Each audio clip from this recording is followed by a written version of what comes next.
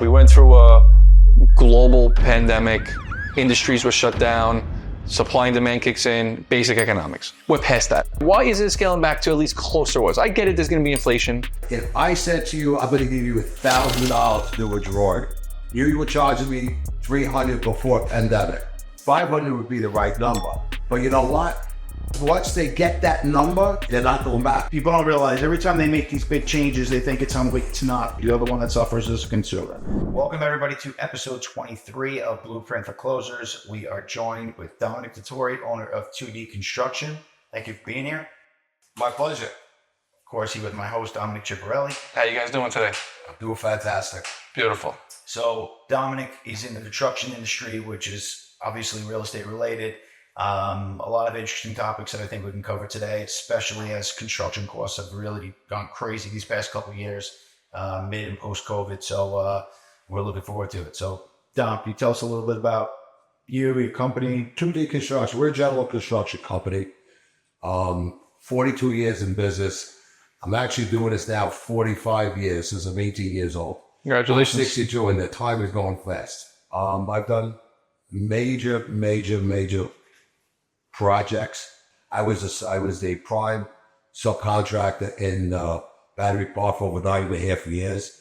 I did the seawall. We built the Holocaust Museum, PS11, the Mercantile Exchange. I did the seawall all around it. So we have an extensive, I started out as a site work contractor in demolition.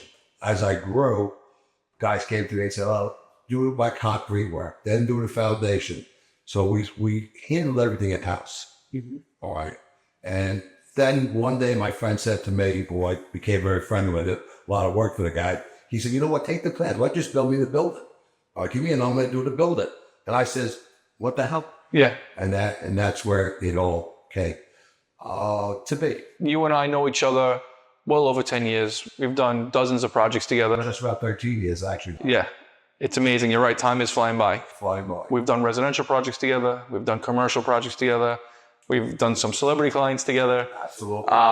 You do have, compared to other contractors I work with, a very diverse portfolio of work. We've probably done 4 or 5 restaurants together alone. And another one coming up. That's another one coming up in New Jersey. So tell us, listen, you got 45 years under your belt. You've seen a lot of different types of construction, but not only that, you've seen economies change. Clearly during COVID. Well, I actually see 3 different economies, okay? We had this in the 80s, then we had it in the 90s, we had it in 2008, and then we really got hammered with COVID. Right. Okay. People today, everyone felt the pain, right? Construction costs went through the roof. You couldn't get certain materials. Car prices went through the roof. Inventory. These days, what type of projects are you working on? And what are the biggest hurdles people are going through when they're trying to build their next dream home or build their restaurant out? Well, you get 2 types of clientele, okay? One, the commercial end of it, when you're building restaurants, normally you're dealing with a client who is prepared for the monies that are going to be needed for the project, okay? Not that they want to give it up so easy, because with the supply chain after COVID, I would say stuff went up anywhere between 24 and 60%. Just take your air conditioners today.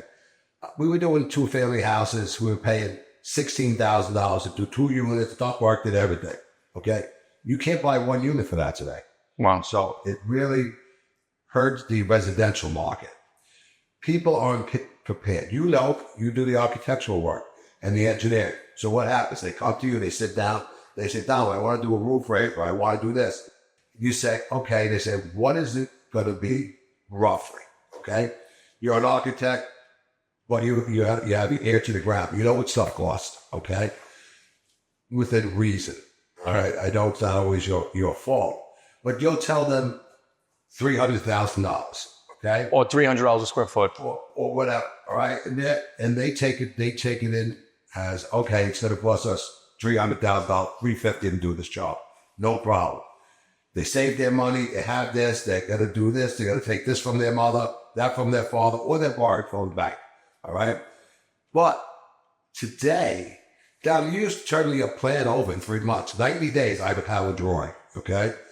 Today, it's a year. Yeah. Yes, and it's anywhere from 7 months, if you really get lucky, depending upon the borough, okay, to a year. And things are escalating so fast that the 300 or 350 that you needed last year is now $500,000. Yeah. They say inflation in construction outruns every other market. Every other market. Yeah. And it's a shame because the construction industry is the backbone of the economy, okay? You take a simple 2x4, okay, which used to cost $1.95, okay? It was as high as $14. Okay? That's crazy. Yeah, $14. I mean, we cut them up and make sinks for foreman. Now it's like, oh, yeah, we get anything else? You know, you buy iron stake material because it becomes cheaper, but you can reuse it many people. We just got hammered all the way down the line. Like I say, HVAC out of control, electrical. You know, you're paying $85 a roll for BX, $115. We're paying $260. Wow. Yeah, during the time I owe it. And, you know, I don't know if it's supply and demand because, you know, I watch a little bit of it. The construction industry touches so many people. And many of those people are truckers, okay? They cut the tree down, it's got to be trucked to the mill. Yeah. And everything, and every step in between. Before you see it in the store, it was on a truck 3 or 4 times already. Yeah. Okay? Truckers, there's not enough of them. They can't get people to take those jobs anymore. Yeah. And it just across the board, a box of screws, $59 for a box of screws, which was $15, $16. Only 4 years ago. I'm not talking ancient history. I'm talking about. Yeah. That's the part that's really, really scaring me, right? Is house prices, for example. Not that long ago, right? Like 2018, which is really not that long ago. I remember in certain neighborhoods, a house was like, man, they didn't get $975 for that house. That house is $1.4 million today. Yeah. Robert, all day. You're going to laugh. Dominick knows this better. You like not dogs. I built over 380 houses on Saturday. 2004, 5, 6. I was putting out 75 houses a year. I was doing a house and a half a week. That's what our average was. Okay. I could tell you, I could buy the land. My land cost was $90,000 a unit. And I could tell you it was $130,000 to build a house. I was selling them at $275 with the happiest click. Okay. I don't want to hurt people. I wanted to sell. I don't know. My wife tells me I get that because when we started out, we really had zero. And I used to work all day, 18, 19 hours, go home, work 2, 3 hours on the house, you know, because we didn't have the money. And so it was very hard. So I'm more compassionate than the next guy, all right, when it comes to stuff like that. But the pricing overall. So now, Staten Island, for instance, a buildable lot, okay, average is $450,000. Yeah. Where are you going with this? 100 foot. No, but where are you going? Just think about it. You want to put a 2,500 square foot house. That I'm not saying 25 to 3,000 square foot, which is a decent sized home, okay? 4-bedroom, basement, you know. I'm not even talking about an maybe in-house garage or a built one. You're going to go for $600 to build a house. $600, and I'm not talking about high-end finishes. Right. All the soft costs and all the land to get into it. There's another thing. That's assuming it's a flat piece of land. If God forbid you got to think, there's no way to get rid of dirt anymore. Okay? Dirt's $45 a yard to get rid of it. Right. Okay? We were paying $100 a load. 25-yard truck, load it to the hills, go out. Down, it's below water level. Yeah. And it's very, very expensive. I can almost understand, okay, we went through a global pandemic, industries were shut down, supply and demand kicks in, basic economics. But okay, we're past that for quite some time. Right. When never, why isn't it coming back close? 2 years. 2 years, right? Right. Why isn't it scaling back to at least closer to us? I get it. There's going to be inflation. Yeah. My theory is, all right, Dominick, if I said to you, I'm going to give you $1,000 to do a drawing, all right, and you were charging me $300 before pandemic, $500 would be the right number. But you know what? Once they got you. Once they get that number, they're not going back on it. Yeah. which inevitably is just going to continue to hurt the consumer. And I think that's what Always. people don't realize. Every time they make these big changes, they think it's on, it's not, because you're the one that suffers as a consumer. Whether it be 100%. minimum wage, whether it be these construction costs. You know, the scary part, what you just said is so spot on. A starter home, right? A starter home is $800,000. Maybe, if you're lucky.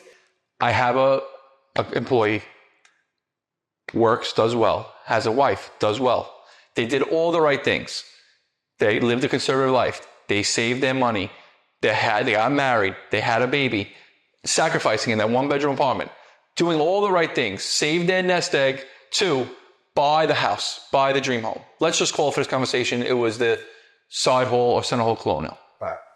Because of timing, they went into the market to buy that house after doing all the right thing and sacrificing 3 or 4 years. And guess what? They get punched in the face and they're told, you can no longer afford this house. Why? Because the mortgage rates are so high and the construction cost to build that house was so high. So what's happening to this genre of people is, well, we can't be staying in the one-bedroom apartment anymore and we can't afford the house we want. So they're going now renting, let's just say the townhouse. For $3,500 a month. For $3,500 a month, right? Saying, okay, when prices come down, we'll then get the dream house. But what's the truth of the matter? The truth of the matter is when you have that money in your pocket, it burns a hole.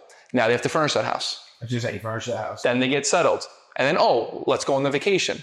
Oh, let's do this Airbnb because we're not living in the dream house we wanted. And it's creating a whole generation of renters that are never going to get out of that rental because they're comfortable. Yes, they can. Now their kids start school, they build a network around that community, and then they're stuck.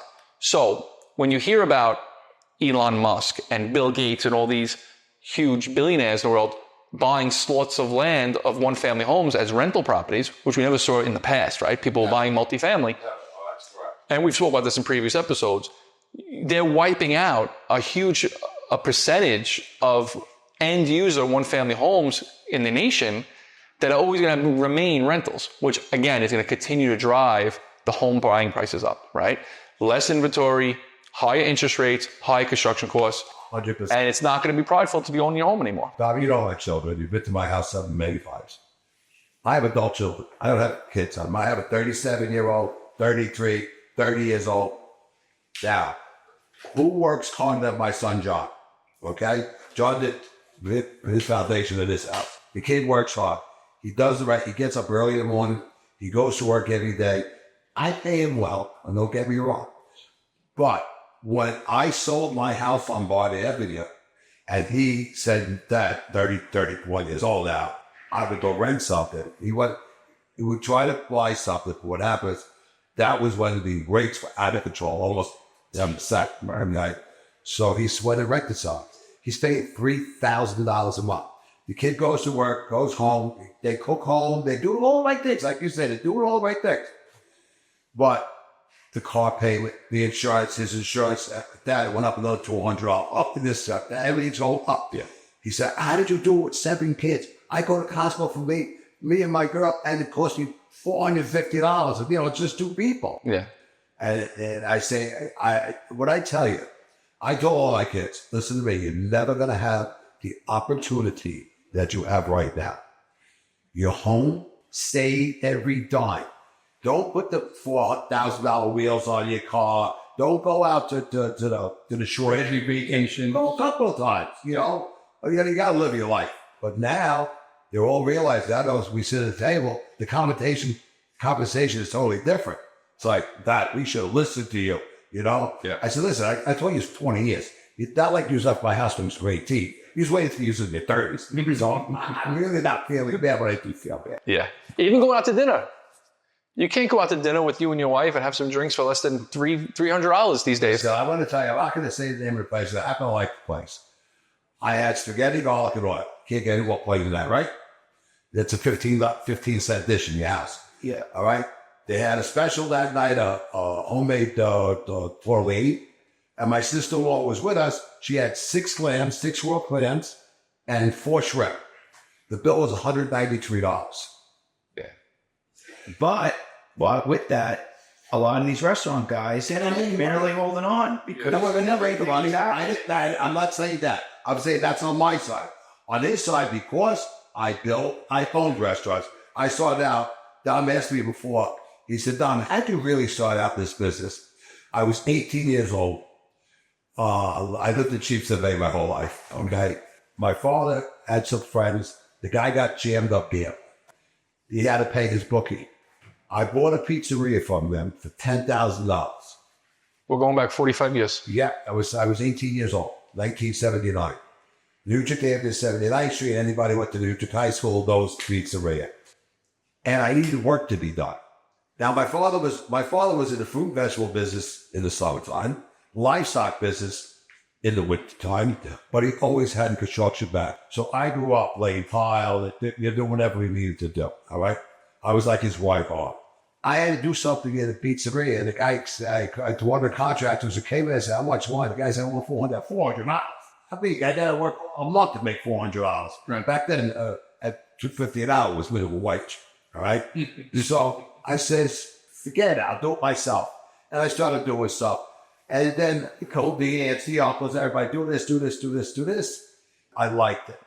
And how I started, I was very successful in the pizzeria. A year and a half later, I paid $10,000, like I told him. A friend of mine came to me, he owned a Ponti's Bakery out there in Muse. My uncle's moving on East 7th Street Avenue.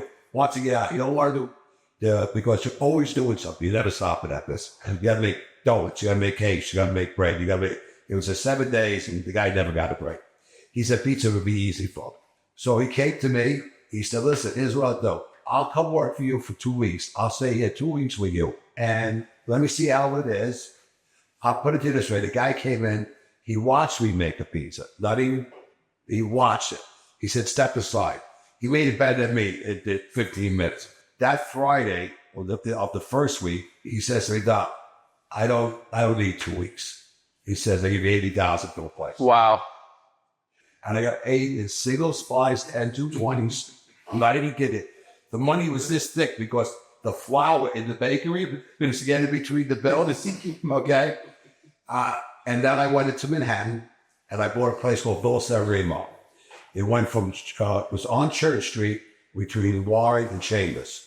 And here's where the construction came back in. That's how it all ties in. I had a huge place. It took up 3/4 of the block. In front of the store to the left, the guy owned the whole circumference from Church all the way to Broadway, Chambers and Warren. They owned the whole city block. And the guy used to come in and he used to be mad picking up the rent. And I was paying him $2,500, which is big money back then, but not for what I had. So I said to the second month he came, I says, Resh, what's the story with you? You look like someone died. You own the whole block. He says, you realize I get $20,000 a month for this store? So I was thinking. I says, really? So what I did was, I said, let me think about this for a second. So the store, he was getting $900, right? And the fellow was selling carpets and incense and stuff for a spot about 4 feet in the front of one of the stores. So I said, okay, I know what to do. And I had a basement too. It was a full basement. I called him up. I said, listen, I'll let you buy, I paid $250 for the store. You want to buy my lease back? Okay. The guy's eyes lit up. He said, what are you thinking? I said, I want $350,000 for a lease. I will build 4 stores. I'm going to keep the pizzeria all the way to that side because the other 2 there already. I said, I'll put a corridor going downstairs so they can use the basement for their storage and make their double like stuff. And I'll give you 4 petitions for the stores. And I says, well, I'm going to sell my store. You're going to give me a fresh lease for that store for $2,500 a month. Wow. He couldn't shake my hand fast enough. So the next day, I started doing the construction. 3 months later, I was done with what I had to do for him. He gave me a check for $350. He bought my lease, gave me a fresh lease on the other one, and I sold that store for $250. Awesome. And I said, you know what? I'm going to do construction from now on. There's money in this construction. Yeah. But it went from construction and goes back into your field, real estate. Construction, you make a living, okay? And I don't care if you charge a client $500,000 for $1 million. Everything is relative. We're working on a 10-15% spread here. That's before taxes and all that stuff. So it's not real estate. You can buy something, build on it, and make yourself 25%, 30%, all those. And on equity over time. Okay. and or keep it, and which was your template, right? Yeah. Rentals, all right. But today you can't get there anymore. Yeah, the barriers to entry have gotten really intense, which is my next question. So you do a lot of commercial build outs, a lot of restaurants, right? So just quick question, and then we shall lead to my next question. Use a concept that we know well together. 10 years ago to build that place would cost what? Just I need to give you an example of a restaurant compared to what it's at be now. Oh, listen, if you went for $250, you want a top-notch restaurant. Wow. What's that today? Low? $1.5 million. I was going to say at least, right? So how are people doing it? You know, several restaurants. I don't want to mention anybody that's on anybody's business, but they came in on Heidelberg Plaza, and this guys are spending $1.5 million, $2 million for restaurants. We're doing one now for a friend of ours. Dominick just finished up the plans on it. We'll probably kick off next week sometime. The equipment in the kitchen is $340,000. So how are people doing it? Well, there's two ways I see them doing it. Most people in the restaurant business didn't belong in the restaurant business, Mike. A lot of contractors, okay? As soon as they make a little bit of money, they go into the restaurant business. And here's my advice to everybody. Don't go into any business that you can't run yourself. And what I mean by that is, can you wash dishes? Absolutely. Totally agree. Can you wait tables? Can you serve a bar? Now, God forbid, it's a Saturday night and your chef comes to you and says, you know what? You step in. I want 15% of the place or I'm leaving. These guys are executive chefs. They're making today $35,000, $4,000. He guys an every week chef. And if he wants to leave, half your business is going with him. So what I'm telling you is, if you're going to do something, you got to be prepared to be able to put all those hats on and still stand and survive, which most people do not. And everybody, listen, I'm a good cook. My wife's an excellent cook. But if I think the Angelinas that will cook like that they have at the food there, no, I could cook a decent meal. We'll all enjoy it. Come see me cook. I love it. But I know I cannot make a living to do with it. All right. First of all, it's a 15-hour day business. It's a night and holiday business. And it's a holiday business. That's correct. And you lose a lot of time with your kids. So I always tell everybody, you got to do something that you love, and you got to do something where you can make money. Real estate is always going to be the ruby in the crack. Mm-hmm. Okay? It's always going to be because who's buying houses right now? It's not you and I, and it's not our kids. They can't afford it right now. The rates are too high. So what you have is, with the influx of migration that came into Brooklyn, all the guys in Brooklyn, their parents bought the house at $40,000. They're selling it for $2 million. Yeah. They're taking that money and they're buying here. All right. And now they're getting smart. They bypass and stand down and go right to Jersey. You get a better value. Yeah. Dom, over the last 13 years, as you mentioned, right, we've been involved in a bunch of interesting and fun projects together. Oh, yeah, for sure. So why don't you share some of the highlights of your career or some of the more exciting things you've done or people you've worked with? Well, you know, as everybody, you may have heard of them. Damon John, Sean Tag. He's a very good friend of mine. Dominick was introduced. Dominick, we did his, it was sort of like a WeWorks. It was actually called Blueprint. Okay. Oh, I was there. Yeah. It's cool. Yeah. It was a shared workspace offices. We did a duplex on it, and we did the roof and a rooftop. Right. In Manhattan, on 39th Street. And to be honest with you, right after COVID, right, this is a man who doesn't make mistakes and knows what he's doing. This is a funny story. I'm doing a oil deal in New Jersey. We made a meeting of 15 people to meet in the hotel in Philadelphia. I'm there. I go outside to smoke a cigarette. Yes, because I'm an idiot. And I'm outside smoking a cigarette. Hey, Tom. I turned around. It's Damon John's tribe. I said, what are you doing here? This is COVID just hit. It's maybe 3-4 days. When they said they didn't know what was going on, this whole 9 yards. He had come out with his book, one of his books, and he was going to do a Barnes and Noble tour. He said they just canceled the tour. They're shutting down the stores. So, he says, listen, I'm going to Manhattan from here. I'm packing up all my stuff and I'm going to Florida. And that day he did it. He said, because this is going to take 3 to 4 years before it starts coming back around to normal. I'm like, huh? I remember Dr. Oz, the one that tipped him off. Well, he's very good friends with me. Yeah, so we were with him, and he said, so he asked Dr. Oz, he says, how long is this going to go? He goes, minimum 2 or 3 years. Yeah. And we all looked at each other like, what? Like, we're not going to get through the next week. No, we did it. Well, we actually did a plan for his house upstate New York. I did lots of work for him. And a few other celebrities that we, as you know, began was my sister-in-law, God rest her soul. And that one, she used to love moving every 2 years. We were always doing something in building our new bedrooms and crazy rooms and stuff like that. A lot of interesting times. But the main thing that we need to let people know is you got to watch how you buy your real estate. You need to have a good broker who has to get to the ground.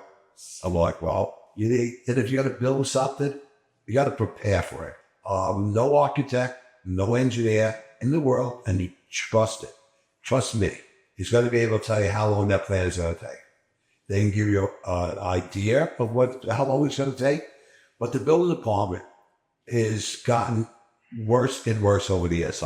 Would you agree to that? Yep. Bureaucracy and red tape is just... Listen, instead of having 3 examiners, they have 1. Everything now is virtual. You can't sit and talk to a guy and say, if there's something wrong on the plan, like a bathroom over here, you want it over here, instead of being able to sit down with a guy and say, listen, we're just going to slide this over there, and the guy comes and say, okay, do it and send me the paper tomorrow. Show me what I'll print. All right. Everything is through computers now. Now it's all computers. There's no one to talk about. That computer sees an error. It just kicks it back. Yeah. It just doesn't do anything and leaves you in limbo. I don't envy architects and engineers because they get yelled at all day long because people say, you told me it was going to take 6 months. When it virtually, people also hear what they want to hear. He didn't tell them that. He said this could take 6 months to a year. And none of that. It used to be one city agency we file with. Now we file with 6 different city agencies. I mean, it's Parks Department. It's just so regulations. The regulations really killed it. It's part of, I know several good contractors, okay, do this many, many years, don't want to do it anymore. Yeah, they at least don't want to do it in New York anymore. Right. You're in the paperwork business. You're in the paperwork business. And during that course of time, the prices just continuing to rise on you. Yeah. So if you're able to save, let's say I'm just using numbers here. Let's say you're able to save $200 a week. If something goes up $5,000, it's 6 months before you can save that $5,000. In addition to what you already saved, I'm saying. Yeah. And that's where people are getting hit. You can't borrow money reasonably today. No, you can't. There are a ton of savvy real estate owners that I know that if they have to do a project, they do it now. They don't push it off because they know if they push it off 5 years, it might be double the cost in 5 years. Well, not only double the cost. Like I said, in the 80s, I went through it. 2008, 2009 was the scariest time in my life. I rarely I made millions of dollars. I've lost millions of dollars. You know what? Thank God I got a great wife. My wife doesn't, all she cares about is this. She says, make sure there's a roof over kids' heads, clothes on their backs, and food on the table. What do you do out there? I don't care. And my wife was never always, oh, you spent $2 million on that piece of property. What if it don't work? She never did. She don't want me to know. All she wants to know is those 3 items. And on that note, that's the way it's got to be. I think just living a simple life. Simple. Don't live above your means. Slow and steady wins the race. And when you do those things, do what you said before. Get a broker that helps you. Have the right team on board. And have a contractor or builder that knows what they're doing, has a lot of experience, that's properly insured, that knows how to work with all these regulations. And hopefully, I can tell you a funny story. I got a call from somebody. I think it might have even been a referral from you. And a couple of years ago, they had the plan. I looked at the data on the plan, and it was 6 months old when I got it. If you know the business, you say, if I'm interested in building something, I'm certainly going to plan approval. I want to be around with a week, right? Or 2 weeks, whatever. And I gave the people a price. And they said, no, they said it's only going to cost around $300. And it wasn't as crazy as it is today. It was like $425. So I sent them the proposal, and I break everything out. I tell everybody also, I'm not the cheapest guy on the block, but I don't cheat. I would use a 5-8 sheetrock when it wasn't even cold. I give you what you're supposed to get. I don't look to cut corners. I give you the right, a home that people walk in and say, oh, it's a beautiful home. So no, I'm not going to be the cheapest. I used to be the cheapest. I can't be the cheapest anymore. Because now I got to, when I started out in this business, I was paying $2,472 a year for insurance. You know what my insurance is now? Just liability, $180. That's not, now you have to, now everybody requires you have to have a rider. So beginning of the year, I just start out with the rider. Then you like working with these big companies that we work with. They want an additional rider on it. Yep. Okay. I feel cheesy, the rider, that extra rider costs $2,800. I'm going to go back to my client and say, this costs you $20. After he already is giving you $44,000 for the insurance, so these are the little hits that you take. But in a month, in this business, we deal with hundreds of items. You take a $300 hit here, $500 hit, and then no, $8,000. I just tell people all the time, it's to just 300, it's to just 1,000, it's all of a sudden.